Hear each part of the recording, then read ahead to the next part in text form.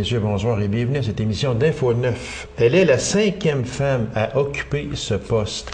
Mesdames et messieurs, la présidente de la Chambre de commerce et d'industrie d'Abitibi-Ouest, Madame Myriam Fontaine. Madame Fontaine, bonsoir. Bonsoir. Une félicitation d'abord pour votre nomination à titre de présidente. C'est la 5e femme. Moi, je trouve ça bien. Ce sont des postes d'importance, puis les femmes ont leur place dans ça. Qu'est-ce que... C'est un honneur pour vous d'être présidente de la Chambre de commerce d'Abitibi-Ouest? Absolument, absolument. C'est un honneur. Aussi, ça démontre aussi que la femme a évolué beaucoup, la femme a pris sa place, la femme dirige selon ce qu'elle ressent et non plus, elle n'essaie plus de se comparer à ce que les hommes faisaient, tout ça. Elle fait sa place. Elle fait sa place et elle est présente dans tout, de toute façon, en affaires, un peu partout. Non, de plus en plus de femmes. On voit de plus en plus de femmes dans des postes clés. Moi, j'ai reçu il y a quelques années passées ici en entrevue la présidente du Conseil du Trésor, Mme Monique Jérôme-Forgette. On sait qu'après le premier ministre, c'est le poste le plus important au gouvernement. Et puis c'est elle qui a dans ses mains le budget de tout le Québec. Là, on parle de 55 à 60 milliards. C'est un poste d'une extrême importance. Puis c'est une femme de tête, en plus de ça. C'est pas n'importe qui va lui faire changer d'idée, ça je peux vous le dire. Alors on voit présidente de la Fédération des caisses aussi, c'est une femme. On en voit de plus en plus et c'est tout à fait normal. Donc, est-ce que on vous a demander de vous présenter. Expliquez-moi une chose, là. C'est un terme de 2 ans que vous avez. Bon. Comment est-ce qu'on vous propose, on va vous chercher? Est-ce que c'est vous qui dites, moi j'aimerais ça me présenter comme président? Comment ça marche exactement? C'est sûr qu'autour de la table, notre conseil d'administration, on vérifiait, on savait que M. Poirier voulait laisser. Alors, on s'est interrogé à savoir, qui était intéressé à prendre la pôle, qui se sentait d'attaque à le faire et tout ça. Certains, ne pouvaient pas parce que, ils avaient déjà pris d'autres engagements dans d'autres fonctions. Et, on a regardé autour de la table, on a dit, qui se sent prêt? Oui, moi. Moi, ça me tente de l'essayer. J'ai dit, je vais y aller avec mes connaissances, avec oui, puis aussi, vous êtes bien épaulé également, parce que vous avez un CA quand même, puis vous avez aussi beaucoup de membres qui sont très actifs. Alors, parce qu'on dit toujours qu'un président ou une présidente délègue. Exact. C'est un peu ça. Mais pas qu'un peu, c'est ça. Parce que moi, j'ai été déjà une présidente de plusieurs organisations. Puis, toi, tu prends ce dossier-là, puis tu prends ce dossier-là, puis tu prends celui-là. Après ça, bien là, on chapeaute ça, puis on regarde. C'est un peu ça. Oui, puis on a un gros travail au niveau de la permanence. C'est sûr aussi, oui, exactement. Qui s'occupe de beaucoup, des broussailles, tout ça. C'est ça. Et c'est sûr qu'on a besoin aussi de gens après ça. On débat on y va dans certains créneaux. Et là, on dit, comment on s'organise, comment on partage ça. On essaie de le partager aussi selon les forces de chacun aussi. Parce que ce n'est plus comme c'était auparavant, il y a une décennie ou deux passée, la Chambre de commerce existait, il y avait un président, un secrétaire, etc., des directeurs, directrices. C'est encore ça, sauf qu'il y a des permanences maintenant à l'intérieur de la Chambre. On parle de M. Lacombe, que je reçois régulièrement. Son adjointe administrative. Exactement. Ce sont des personnes qui sont permanentes, c'est donc dire qui vous donne également un bon coup de main. En fin de compte, c'est une bonne grosse équipe. On peut dire ça. Absolument. Puis une chose qui est importante aussi de dire, ça je le souligne très souvent avec M. Lacombe, c'est important de le dire aussi, c'est la Chambre de commerce et d'industrie, on va en parler parce que le titre a changé cette année. ce n'est plus uniquement la SAR, c'est la Chambre de commerce d'Abitibi-Ouest. Ça, c'est important de le dire parce que on entendait souvent dire, bon, pourquoi moi je ferais partie de la Chambre de commerce de la SAR, tu sais, mais c'est la Chambre de commerce d'Abitibi-Ouest. Ça, c'est important de le dire. Oui, absolument. Écoutez, on rejoint toute la région de l'Abitibi-Ouest et je tiens à le préciser parce qu'au niveau électoral, c'est pas la même chose, mais ça inclut Val-Canton et Villebois. Oui, c'est ça aussi. On tient à le préciser. Donc, c'est grand, puis c'est un organisme, on le sait, qui a sa place. C'est un organisme qui traite de gros dossiers. On va en parler. Justement, si on parlait des principaux dossiers, Mme Fontaine, que vous aurez à traiter au cours de la prochaine année et des années, M. Séquente, c'est quoi l'enjeu pour vous? Là? Quels sont les principaux dossiers d'ordre général ou d'ordre bien spécifique? Bien, je vous dirais que présentement, on est dans notre campagne sur l'achat local.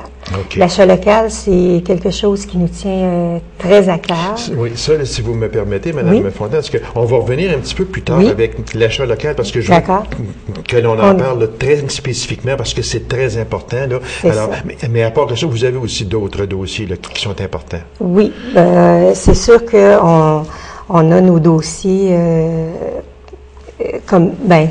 on a eu à parler un petit peu au niveau de la foresterie. Oui, exactement. Et la Chambre de commerce a pris position sur ça. Position là-dedans, c'est certain. Okay. C'est certain que nous, écoutez, les pertes d'emploi ici à cause de la foresterie, ça nous touche. Puis on trouve important de défendre ça. Ça va mieux, ça reprend de l'expansion. Ça reprend, le domaine minier est excellent. Une chance. Oui. Parce que Et oui, puis même il y a des nouveaux, des nouveautés de ce côté-là. On est aussi un pôleur, si on peut dire, vous savez, Ossico aussi, à Malartic, avec tout le déménagement des maisons, tout ça. Alors, il y a beaucoup d'emplois qui peuvent être venir chercher ici en région. Ça fait que nous, on est un petit peu le réseau qui va mettre les contracteurs ou les entrepreneurs en relation avec ces gens-là pour leur dire, ben oui, appliquez là-dessus.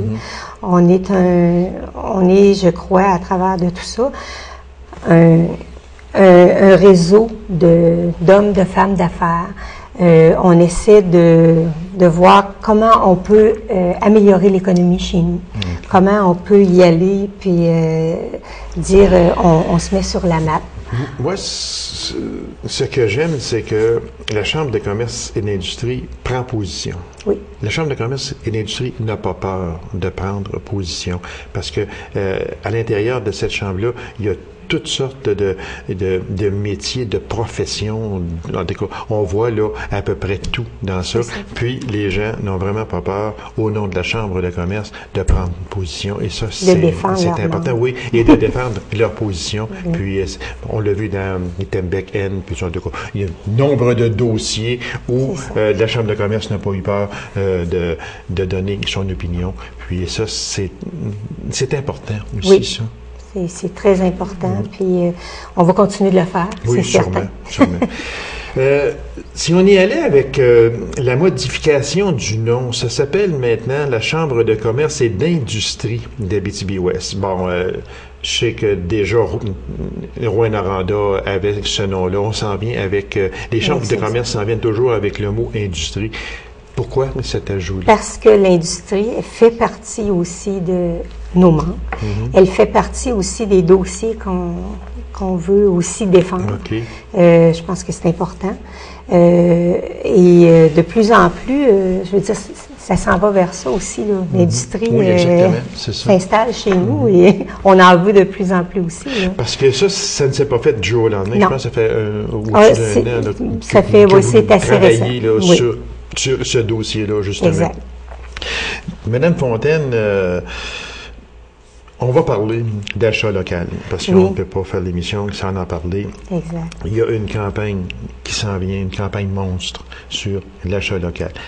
L'achat local, c'est excessivement important. L'achat local, ça représente beaucoup d'emplois qui peuvent être perdus si on s'en va acheter à l'extérieur de notre coin d'Abitibi-Ouest. C'est important. Qu'est-ce qui s'en vient là-dessus, Mme Fontaine? Je vous donnerai tout de suite notre thème pour l'achat local. Ça s'appelle « La fierté à un nom », l'Abitibi-Ouest. Et à travers cette campagne d'achat local-là, ce qu'on veut dire aux gens, c'est un merci. Merci, ce sont nos marchands d'ici qui disent merci à nos gens d'ici d'encourager notre économie locale, d'encourager le commerce chez nous. Vous savez, ce sont vos frères, vos sœurs, vos oncles, ce sont tous ces gens-là qui sont partis en affaires. Tout le monde a un petit peu des gens qui connaissent. Et ça va souvent de père en fils. Si on prend juste Deschênes, entre autres, mais c'est M. Deschênes qui a commencé aujourd'hui, c'est Mario qui suit. Ça, on en a plusieurs chez nous, des personnes, des entreprises de même où c'était fondé par le paternel, puis après ça, les enfants continuent dans la lignée. On ne peut pas se permettre de défaire cette lignée-là. Non. Puis si on veut aussi que les gens ou intéresser d'autres gens à venir s'installer chez nous, faire du commerce, il faut leur dire oui, venez, parce que il y a du commerce à faire ici. Bien, les gens achètent ici. Si on va acheter ailleurs, ben ce qu'on dit aux gens, ben cette campagne-là, elle débute quand, Mme Fontaine, et ça va comporter quoi? Elle a débuté le 15 octobre avec notre conférence de presse, et on commençait avec une campagne radio, télévision, avec des dépliants publicitaires. Vous allez voir des affiches publicitaires dans les différents commerces, les vitrines des commerces partout. Vous allez voir aussi des panneaux publicitaires sur la route aussi. Qui sont encore un rappel avec les photos de 15 entrepreneurs, de gens d'ici, qui sont là et qui nous disent merci. Merci de magasiner chez nous. C'est excessivement important et on le dira jamais assez. Puis une félicitation à la Chambre de commerce et d'industrie d'Abitibi-Ouest de faire une campagne comme ça parce qu'on a besoin d'être sensibilisés. Les gens ont besoin d'être sensibilisés. Pourquoi tu irais là-bas quand tu peux l'avoir ici? Là? Ça, là, c'est excessivement important. Puis je veux juste rajouter, comme on avait fait dans notre dernière campagne, c'est que l'achat local, ça va beaucoup plus loin. Ça nous revient aussi. Si l'économie va bien, le prix de nos maisons vont bien. Tout le monde est gagnant. Au niveau des loisirs, on peut se permettre d'investir dans le loisir, puis d'en profiter chez nous aussi. Parce que si on prend au centre d'achat à La Sarre, il y a un magasin qui a fermé, un magasin d'importance, mais il s'en ouvre un autre, je pense aussi gros. Là. On peut le nommer Art, maintenant. San est fermé et on le remplace par Art. C'est important de laisser ces entreprises-là, ces magasins-là ouverts, puis c'est l'achat local qui va dire, mais regarde, oui, nous autres, on reste ici parce qu'on est encouragés, puis les gens achètent chez nous. C'est une grosse roue, tout simplement. Absolument. Puis vous savez, malheureusement, Rathmans est fermé parce que, ils se sont dit, pourquoi on garderait un magasin ouvert à La Sarre alors que la clientèle allait magasiner dans le même magasin à Rouyn-Noranda? Alors, à quelque part, je pense que c'est important de sensibiliser notre population en leur disant, regardez, il faut faire des actions c'est une grosse roue. Madame Fontaine, merci infiniment. C'est tout le temps que nous avions. Et puis, continuez votre excellent travail. On vous souhaite un très bon terme. Est-ce que je peux vous inviter à notre 22e gala de la Chambre de commerce qui aura lieu le 1er novembre, toujours sous le même thème. Le grand gala excellent, exactement. Alors, merci beaucoup, Madame Fontaine, et puis bon succès. Merci, ça m'a fait plaisir. Alors, mesdames et messieurs, le temps d'une courte pause et on vous revient immédiatement après. Restez avec nous.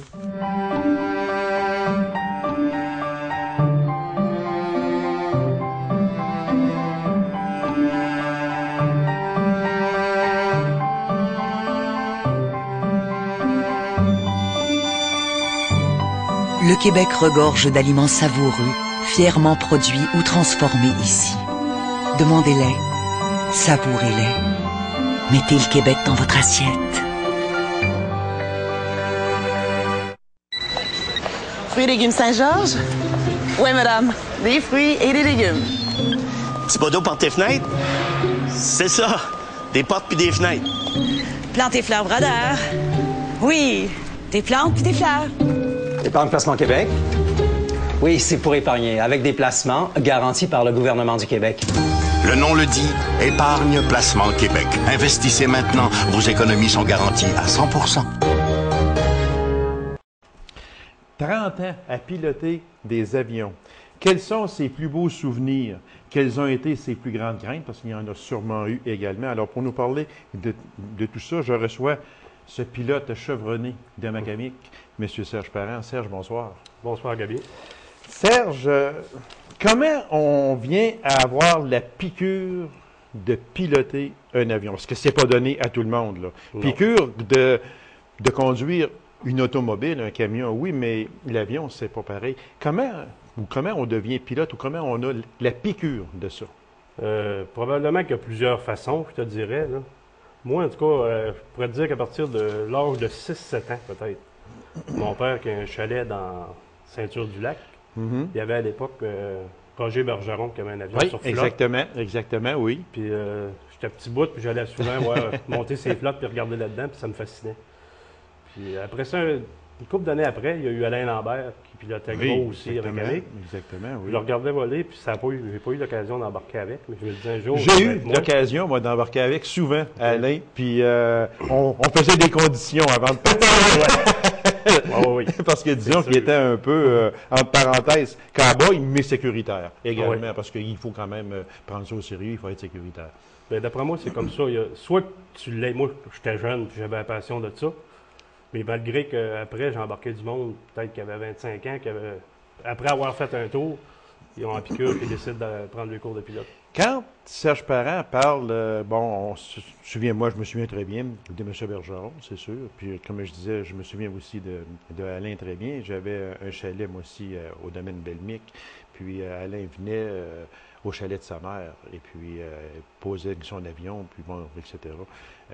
On faisait des tours ensemble parce qu'il fallait qu'il fasse des heures à ce moment-là pour son permis de conduire. Mais quand Serge Parent parle là, de monter sur les canaux de l'avion à M. Bergeron, d'aller voir en dedans, il y avait quel âge Serge Parent à ce moment-là? 7-8 ans, d'après moi. Ah oui, déjà. Fait que déjà à 7-8 ans, Serge Parent avait comme une passion, c'était les avions. Officiel, oui. Moi, il y a déjà une personne qui m'a dit, Serge, puis tu la connais très bien, cette personne-là, c'est l'abbé Jean-Guy Trudel, que tu as eu la chance de piloter et que peut-être que tu pilotes encore avec lui aujourd'hui, parce que Jean-Guy possède encore un avion aujourd'hui. Il m'avait déjà dit que c'était plus sécuritaire dans les airs que sur terre. Est-ce que c'est le cas de Serge Parent? Oui, c'est sûr et certain. Sûr et certain. Ça, Serge, ça veut dire que pour vous, c'est parce que vous avez une auto, vous en allez sur la route. Pour vous, vous êtes plus sécuritaire dans les airs que de prendre votre auto et aller à Rouen, disons. Oui, il y a un petit peu moins de fous dans les airs. ça c'est bien dit. C'est un peu plus sévère pour voler que pour être sur terre. Puis d'un autre côté, c'est sûr, je suis extrêmement à l'aise dans les airs, mais il y a tout le temps la météo. La différence, c'est la météo. C'est la météo. Entre l'automobile et la météo. Les journées, un peu comme aujourd'hui, que c'est brumeux, ils ventent, c'est mieux dans ton auto. C'est ça. Mais dans les bonnes conditions, tout est parfait. Quelles sont les conditions là, où Serge Parent n'est mieux ne pas voler? Disons que peut-être s'il est obligé de voler, il va y aller quand même, mais qu'il est mieux prendre son auto, justement, que prendre son avion. C'est quoi les conditions à ce moment-là? Je te dirais pour les conditions, moi j'en ai pas, c'est moi qui est boss de moi-même. Voler, je vole quand je veux. Je suis jamais obligé de voler, premièrement. Les pires conditions, c'est l'hiver, je pense. L'hiver, quand il neige en plus. Là. Parce que c'est blanc. C'est blanc, le sol est blanc. Les nuages, c'est blanc. La référence, tu as beaucoup moins de références. Quand il fait beau, on parle d'un beau soleil, quand il fait beau, est-ce que c'est plus facile, entre parenthèses, de voler l'hiver que de voler l'été? Oui, c'est plus facile l'hiver, je te le dirais. Les pistes sont longues. Moi, je suis ski, fait comme si tu as le lac Macamic, j'ai 5000 de piste. C'est dur de rater ton coup. Moi, l'hiver, c'est plaisant. OK. Le printemps, le plus beau temps pour moi, je pense, c'est le printemps. Ah, c'est le temps des cabanes à pêche, tout ça. Là. Ah oui. L'automne? Le monde des verts. Oui, les heures, c'est l'automne pour les Automne, paysages, c'est super beau. C'est ça. C'est les météos qui changent tout le temps. L'automne, mais là, il fait noir plus de bonheur. Oui, exactement. Il faut avoir des vents. Combien d'avions, Serge Parent, vous avez eu, là, disons, depuis que vous avez commencé à piloter, à venir à aujourd'hui? Vous en avez possédé combien? Vous en avez volé, entre parenthèses, là, volé différents modèles. Combien? Vous avez essayé ou quoi, là? Je dois avoir entre 12 et 15 modèles différents. OK. Puis là, j'ai la mienne, mon champion. Là, bon. C'est c'est mon cadeau de fête l'année passée. Ouais, moi, je veux en revenir à cet avion-là, justement, Serge, si vous me permettez, parce que dans un article qui a paru dernièrement, on disait que Serge Parent s'était fait un cadeau de fête. C'était acheter un avion 1947. Oui. Si je compte vite, ça fait 61 ans. Exactement. Est-ce que c'est sécuritaire? Très sécuritaire, très sécuritaire. Parce que je suis certain que Serge Parent ne prendrait pas un avion et s'en irait en vol s'il y aurait un doute sur son avion. Non, c'est sûr que... Mais qu'est-ce qui fait qu'elle est sécuritaire? Parce que ça fait sécuritaire, c'est ça, 61 ans, fait que ça prouve qu'elle est bonne, hein? Oui. Elle vole encore. Elle vole encore, exactement. Puis les inspections, on a une inspection annuelle. OK. Fait que si ton auto, s'il y a quelque chose de brisé, tu vas te dire, ben là, on va attendre parce que là, j'ai pas d'argent ce coup-là. Un avion, c'est pas comme ça. Quand l'inspecteur passe, puis tu as un morceau à changer, c'est pas... Je me regarder ça peut-être d'un mois, puis même j'ai une C'est beaucoup plus strict. Je change, c'est tout. Okay. Puis on fait une inspection aussi visuelle avant chaque vol. Les pilotes, ils disent les pilotes les plus expérimentés puis les meilleurs, ils ont les cheveux blancs. Parce que les autres sont au cimetière, ils n'ont pas tout checké ce qu'il fallait. OK. Puis ils disent dans un article aussi, ne laissez jamais tomber un boulon, car un jour, il vous laissera tomber. Oh boy, ça par exemple. Non, mais c'est vrai, c'est bien dit.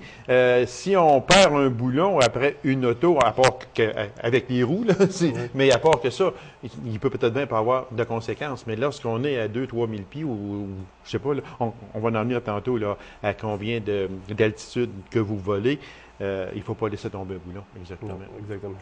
Mais cet avion-là, 1947, aussi sécuritaire qu'une 2006, disons? Oui, ça n'a pas de différence. Il n'y a aucune différence. La différence, ça va être l'équipement qu'il y a dedans.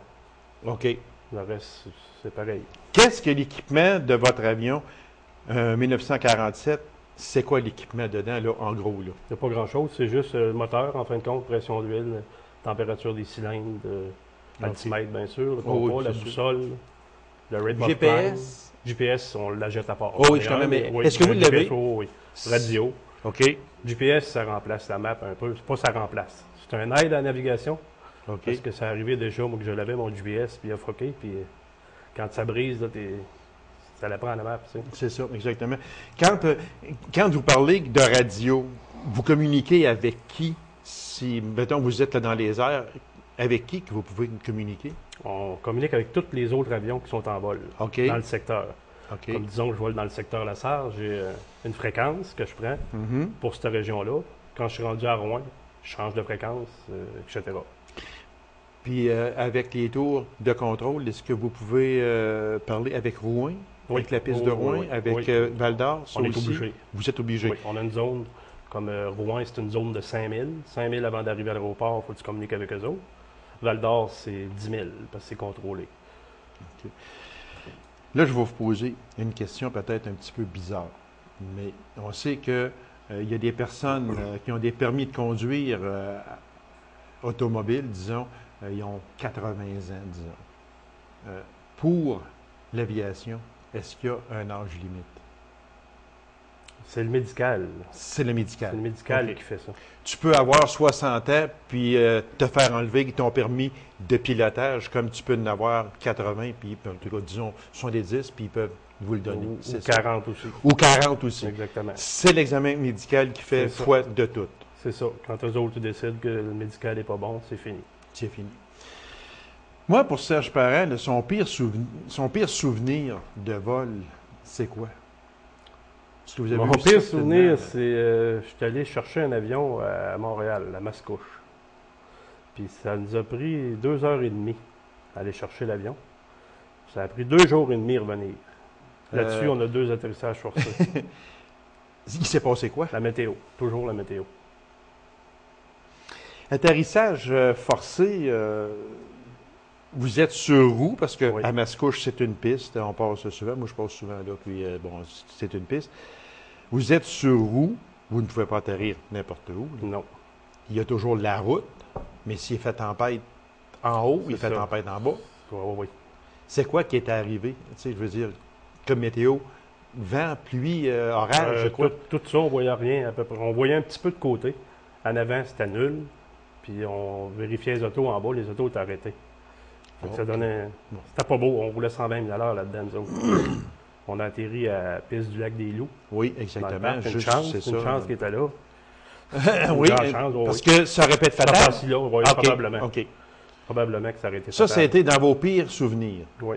Est-ce qu'il y en a d'autres souvenirs où, je ne sais pas, mais l'avion a eu un manque ou quelque chose de même? C'est arrivé 2 fois durant mon cours, oui, que le moteur a gelé, c'était trop froid l'hiver. J'étais dans mon cours. Vous faites quoi? Si le On moteur descend. gèle sur un char, On descend. c'est pas grave, on se parque à côté du moteur chemin. arrêté. Moteur arrêté. Moteur arrêté, mais j'étais encore au-dessus de la piste. Fait que là, l'instructeur a dit, gars, on arrête ça. Puis moi, j'ai compris aussi qu'à moins 20, même mon avion à moins 18, là, je touche pas à ça. On Ah, laisse OK. ça là, puis pas. Ah, OK. C'est Ça moins veut de dire- trouble. C'est sûr que vous avez eu des peurs, ça. Est-ce qu'il y a, là, est-ce qu'il y a eu une fois, en tout cas, que vous avez vraiment eu peur? Vous avez eu peur, là. Oh, je m'en suis sorti, là, ce fois-là. Est-ce que c'est déjà arrivé ou bien non, si ça s'est contrôlé tout Non, le temps? t'es sur l'adrénaline, puis c'est après. Après, les Après. genoux te tapent ensemble un peu. Dans la même période, ce que j'ai compté tantôt, Oui. il y a un avion qui nous a collé m'aider 3 fois. Ça veut dire qu'il est en urgence C'est ça, ici. en urgence, OK. Puis on est arrivé au lac des Loups, puis l'ambulance attendait parce que l'autre avion avait planté dans le lac, en arrière OK. du petit restaurant. Ah, OK. Ouais, eux autres, s'en ont pas sorti. Il s'en a pas sorti. Non. Fait que dans l'ensemble, Serge, c'est beau voler. On parle tout le temps de voler dans les airs. C'est beau. C'est beau voler. Pour vous, ça demeure encore une passion. Oh, oui, c'est toujours une passion. Votre avion est sur roue. Si elle était sur canot, est-ce que pour Serge Parent, ça pourrait être plus sécuritaire? Parce que, et j'entends par là, ma question, c'est qu'il y a beaucoup plus de lacs en Abitibi-Témiscamingue qu'il y a de routes ou qu'il y a de pistes d'atterrissage. Est-ce que vous, ça vous dérange? Ou bien non, si vous pensez même pas à ça? Pour les flottes, j'ai essayé, j'ai volé ces flottes. J'ai eu un ponton, j'ai eu une expérience avec un ponton quand ils vendent. Il faut que tu ailles le voir, si c'est encore attaché. Ça ne me tente pas de jouer à ça. Ça me OK, prendrait une OK. baie bien tranquille, être sûr. C'est un peu ça le problème pour moi dans mon cas. Là. OK. Je n'en veux pas de flotte. Là, J'en j'ai ma voulais piste, ma piste entre parenthèses. Là. On a notre piste à mécanique. Oui, Fait que, exactement. soyez- La hauteur sécuritaire pour voler, vous volez à quelle hauteur habituellement? Vous partez, je vais à Val-d'Or, vous allez voler à quelle hauteur? 3000 pieds d'habitude. 3000 pieds. Le plus haut que votre avion peut aller, c'est quoi?